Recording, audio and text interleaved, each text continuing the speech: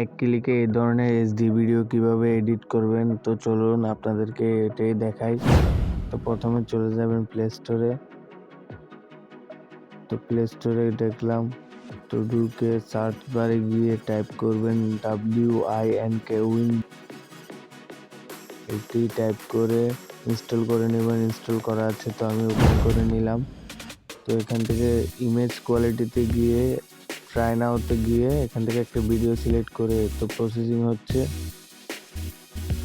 তো দেখুন এইচডি হয়ে গেছে। তো ভিডিওটা ওপেন করে দেখাই। দেখুন আগেরটা কিরকম গোলাই, দেখুন এটা এইচডি করা হয়েছে। দেখুন আগেরটা থেকে অনেক এইচডি হয়েছে। ভিডিওটি কেমন লাগলো অবশ্যই কমেন্ট করবেন। তো উপরে সেভ বাটনে ক্লিক করে ভিডিওটি ডাউনলোড করে